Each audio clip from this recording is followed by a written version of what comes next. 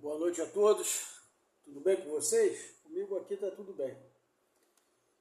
Vamos aproveitar para dar seguimento à resolução 227, né? Eu vou dar uma subida nela aqui só para fazer um... Né? Ela vai tratar da atuação extrajudicial civil dos membros do MP, né? Aspectos afetos à notícia de fato, ao inquérito civil, ao procedimento administrativo, ao compromisso de ajustamento de conduta, à recomendação, à audiência pública, à ação civil pública e aos livros e demais registros. Ou seja, quando você vê o artigo 1, ele está dizendo do que ela vai tratar. Depois, cada item desse vai vir em forma de título, né? E subdividido em capítulos e é mais ou menos assim que você deve entender uma lei. Por isso que, geralmente, em concurso, os primeiros artigos da lei, não é sempre que isso se aplica, mas em legislação eles costumam cobrar muito os artigos iniciais, porque eles são mais abrangentes. Quando eles querem aprofundar, eles vão lá e buscam alguma coisa mais à frente. Então a gente falou da notícia de fato e do seu processamento até o artigo, nós fomos pouco, né, na verdade. Eu vou tentar ser mais ágil. E nós paramos no artigo 6º, que diz que o noticiante será cientificado da decisão de indeferimento, cabendo recurso no prazo de 10 dias. Ou seja, aquele sujeito lá, dentro das condições que foram faladas no último vídeo, né, que se vocês não lembrem, peguem a resolução, dêem uma olhada até o artigo 6º. Se houver indeferimento, né, se o MP indeferir uma notícia de fato, ele tem ainda prazo de 10 dias para recorrer. Pode ser que ele ache que o assunto não foi devidamente analisado e que merece ser revisto, né? Então ele tem o direito a um recurso no prazo de 10 dias. No parágrafo 1º, a cientificação será realizada preferencialmente por correio eletrônico. Então o famoso e-mail, né? Cientificando o cara, né, de que, olha, foi indeferida, a sua notícia de fato não vai dar em nada, para nós ela não é relevante. Seguindo no próximo parágrafo, considerar-se-á realizada a intimação no dia em que o noticiante efetivar a consulta eletrônica ao teor da mensagem, certificando-se nos autos a sua realização, ou seja, ele vai ser intimado de que o pedido dele foi indeferido, a notícia dele de fato foi indeferida. Então, ela vai formalmente, né, ou na verdade, de fato, né, a data em que se conta que ele foi intimado é o dia em que ele efetivamente consultar o e-mail, ou seja, quando ele lê o e-mail e certificasse, né, e aí isso será certificado nos autos a sua realização. Né, precisa o camarada ir lá e olhar o e-mail. Né. Parágrafo 4º, parágrafo 3º, a consulta referida no parágrafo anterior deverá ser feita em até 10 dias corridos, contados da data do envio da mensagem, sob pena de considerar-se a intimação automaticamente realizada na data do término desse prazo. Por que isso tudo? Porque ele tem 10 dias para olhar lá o e-mail dele. Tem gente que mosca, né, e não olha e-mail. Hoje em dia, então, cada vez mais. Eu tenho muito problema com isso, porque eu uso muito e-mail, não é só no trabalho, não. Eu uso muito e-mail na vida. E as pessoas cada vez menos usam e-mail. Então, às vezes eu mando um e-mail para alguém e a pessoa não vê. Um ano depois eu encontro, pô, falei aquele negócio. Cara, que negócio? Não vi o e-mail. Então, ele tem 10 dias para ver o e-mail. Entendeu? E para eles saberem que contados do envio da mensagem. A mensagem foi enviada hoje, 10 dias a contar de hoje, esse cara tem que ler o e-mail. Se ele não ler, eles vão considerar que o cara foi intimado. E aí ele perde aquela possibilidade de recurso, certo? Porque com 10 dias automaticamente é considerado que ele foi intimado pelo e-mail, mesmo que ele não abra. Se ele não abriu, o problema é dele. Quem mandou não olhar e-mail? Artigo 7º. O recurso, quarto, a cientificação é facultativa no caso de a notícia de fato ter sido encaminhada ao Ministério Público em face de dever de ofício. Então, cientificar, né,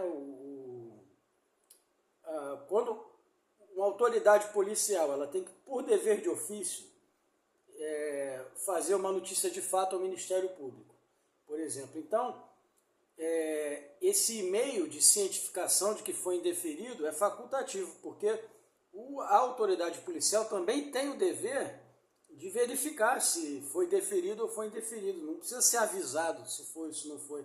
É a obrigação dele, da mesma forma que ele deu a notícia de fato, ele verificar se a notícia foi procedente e deferida. No artigo 7º, o recurso será protocolizado na secretaria do órgão que a indeferiu e juntado à notícia de fato que deverá ser remetida no prazo de 3 dias ao Conselho Superior do Ministério Público para apreciação, caso não haja reconsideração. Ou seja, o cara recorreu. O recurso é protocolizado na secretaria do órgão que indeferiu. Você foi naquele órgão, deu a notícia de fato, o órgão indeferiu, né? E no prazo de 3 dias, esse indeferimento deverá ser enviado ao Conselho Superior do Ministério Público para apreciação, caso aquela secretaria que recebeu não considere o recurso, ela nem analise. Então, caso não haja reconsideração da secretaria que recebeu a notícia de fato, então ela deverá ser remetida no prazo de 3 dias ao Conselho Superior do Ministério Público para apreciação. O cara lá da secretaria pode preferir não emitir nenhuma opinião a respeito, então ele tem um prazo de 3 dias, caso assim seja, para enviar aquilo para o Conselho Nacional, para que seja reconsiderada, né, a notícia de fato. No artigo 8º, na hipótese de atribuição originária do Procurador-Geral de Justiça, aplicar-se-á o disposto nos artigos 6º e 7º desta resolução, ou seja, se é uma atribuição originária do PGJ, aplica-se o que a gente acabou de ler. No 9º, não havendo recurso, a notícia de fato será arquivada no órgão que a apreciou, registrando-se no sistema respectivo, em ordem cronológica, né? Quem chega primeiro vai ocupando a sua posição, ficando a documentação à disposição dos órgãos correicionais, né? Não sei por que prazo, mas por um período as notícias de fato que não são apreciadas ou que são indeferidas vão ficar ali à disposição da corregedoria, por exemplo. Porque alguém pode prevaricar, por exemplo, e por algum motivo não aceitar ou não considerar ou fingir, fazer vista grossa para aquela notícia de fato, porque aquela notícia pode prejudicá-lo ou prejudicar alguém que ele conhece, entendeu? Pode haver uma espécie de máfia interna, então ela vai ficar por um período, que até agora eu não vi a resolução dizendo, à disposição dos órgãos correicionais, que são os órgãos ligados à corregedoria. Na hipótese prevista no artigo 5º, parágrafo 2º desta resolução, a notícia de fato será juntada aos autos do procedimento em curso no órgão de execução. Vamos voltar rapidinho aqui no 5º. O que diz o 5º? O 5º diz, é um artigo longo, né? São as hipóteses em que ela é indeferida, né? Fato narrado não configurar lesão ou ameaça de lesão, fato narrado tiver sido objeto de investigação ou de ação judicial, ou já foi solucionado, lesão ao bem jurídico tutelado for manifestamente insignificante e outras, né? Não vamos ler todas. Ou seja, são hipóteses de indeferimento, de ofício, de pronto, né? Então, nós estávamos no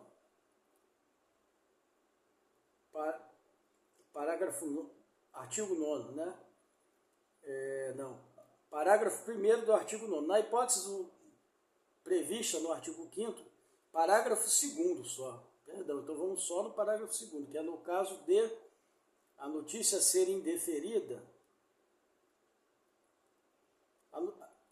O parágrafo 2º do artigo 5º diz o seguinte: a notícia de fato que narrar lesão ou ameaça de lesão a direito individual não tutelado pelo Ministério Público será indeferida, podendo, contudo, ser utilizada como lastro probatório em procedimentos que envolvam a investigação da matéria sob a ótica coletiva. Então, como é que a gente tenta entender isso? A lesão de ameaça narrar lesão ou ameaça de lesão a direito individual não tutelado pelo Ministério Público, que não seja da competência do MP, vai ser indeferida, podendo, contudo, ser utilizada como lastro probatório em procedimentos que envolvam a investigação da matéria sob a ótica coletiva. Se esse pequeno problema, essa notícia de fato, de repente se expande e passa a afetar um número maior de pessoas, pode ser que ela passe a ser interessante e passível de deferimento. Entendeu? É isso que quer dizer o artigo 9º. Né? O parágrafo 1º do artigo 9º. Na hipótese prevista no artigo 5º, parágrafo 2º, a notícia de fato será juntada aos autos do procedimento em curso no órgão de execução.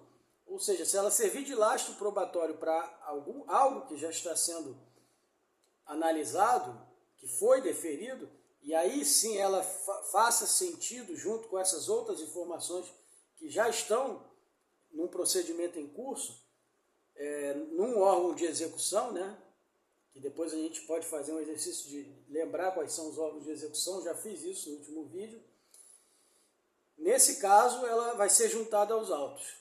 Ela isoladamente era irrelevante, mas considerando um outro procedimento que está em curso, ela, junto a esse procedimento, ela passa a ter relevância, passa a contribuir, passa a ter lastro probatório para corroborar aquele procedimento que está em curso. Então ela vai ser juntada aos autos do procedimento no órgão de execução competente. E no parágrafo 2º do 9º, em se tratando de notícia de fato eletrônica, não haverá necessidade da impressão do documento, desde que a íntegra da decisão de indeferimento e a identificação do membro oficiante conste do sistema informatizado.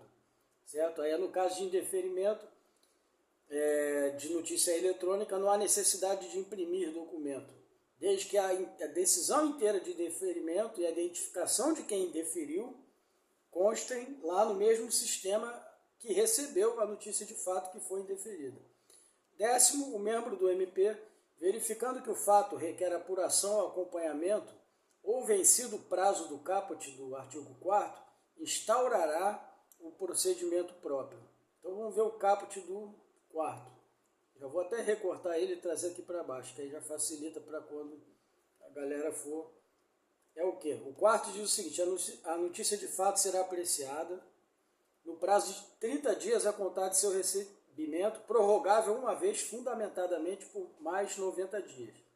Né? Isso é o que diz o 4º. Lá no 10º, ele diz o seguinte: o membro do MP, verificando que o fato requer apuração ou acompanhamento, ou vencido o prazo de 30, podendo ser prorrogado por mais 90, instaurará o procedimento próprio, certo? Ou seja, é um procedimento que foi indeferido, não foi considerado relevante. De repente, um membro do MP verificou que o fato requer apuração ou acompanhamento, certo?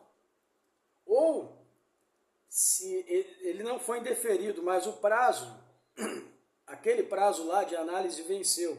Então, mesmo assim, de acordo com o artigo 10º, o membro do MP vai instaurar o procedimento próprio baseado naquela notícia que foi indeferida ou que perdeu o prazo de 30 mais 90. Aí vamos para o título 2, do inquérito civil. Lembrando, estava lá em cima, da notícia de fato do inquérito civil. Agora a gente vai falar do inquérito civil. Capítulo 1, da instauração do inquérito civil.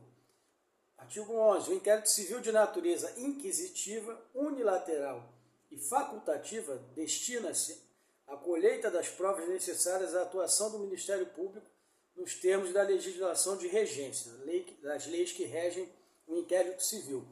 Lembrando, o inquérito civil é uma peça administrativa. Tanto que lá no caput também, lá no comecinho da resolução dos considerandos, fala assim, procedimento administrativo. Não é um procedimento judicial, é um procedimento extrajudicial, isso é dito lá em cima também. Então, esse inquérito ele é de natureza inquisitiva, ou seja, quem está sendo objeto, quem ou o que está sendo objeto de análise pelos membros do Ministério Público, a partir de um inquérito civil, ele não tem direito a contraditório nem ampla defesa naquele momento.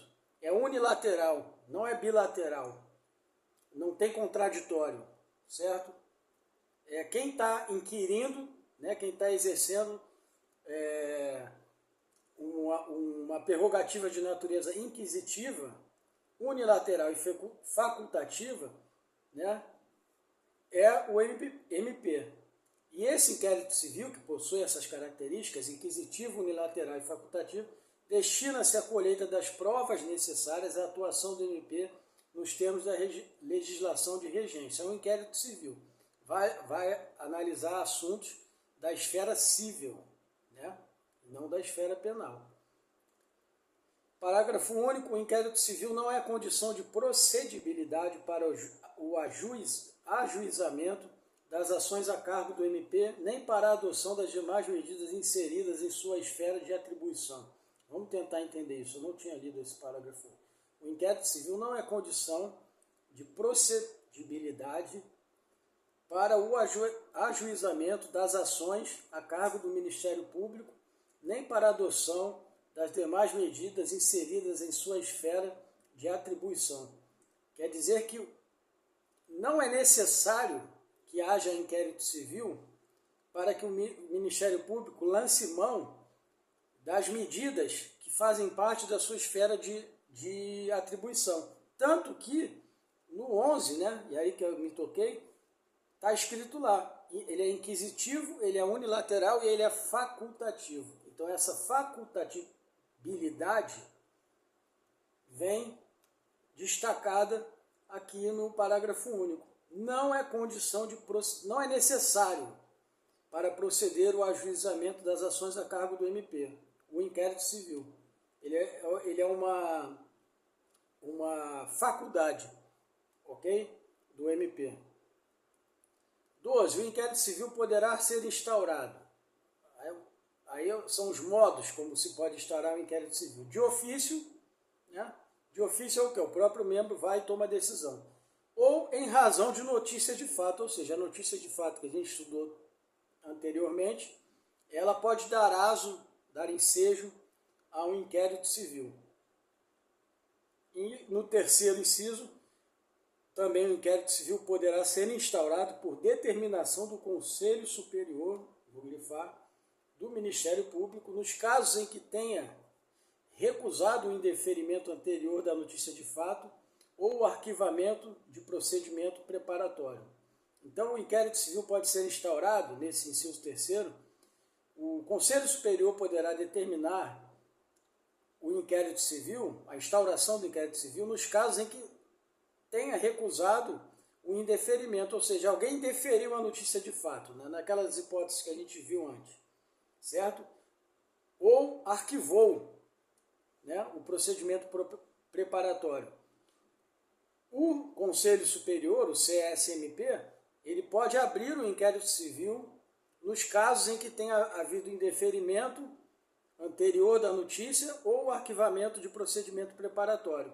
Ou seja, ele pode não se dar por satisfeito. Vocês indeferiram e vocês arquivaram o procedimento preparatório, mas eu não estou satisfeito com isso. Eu sou o Conselho Superior, então vocês vão me dar licença, eu tenho poder, eu tenho essa prerrogativa de determinar a abertura de inquérito civil a respeito dessa notícia de fato que foi indeferida, né? A respeito desse procedimento preparatório que foi arquivado. É disso que se trata. Parágrafo único. Na hipótese prevista no inciso 1, que é de ofício, né? Abertura do inquérito civil de ofício, havendo atribuição concorrente, ou seja, mais de uma pessoa concorrendo, a notícia de fato será submetida à livre distribuição na forma do artigo 3º caput desta resolução. Ou seja, quando há mais de uma autoridade que podem cuidar daquilo ali, ela vai ser submetida à livre distribuição na forma do artigo 3º. Lembra que a gente falava da distribuição aleatória? É mais ou menos isso. Então, esse parágrafo está remetendo ao artigo 3º lá de cima. 13. Sempre que tomar conhecimento de condutas que constituam lesão à ordem jurídica, ao regime democrático e aos interesses sociais e individuais indisponíveis, vocês já leram isso em algum lugar, né? Deverá o órgão de execução do MP adotar as providências necessárias ou, caso não tenha atribuição, cientificar o órgão que a possua.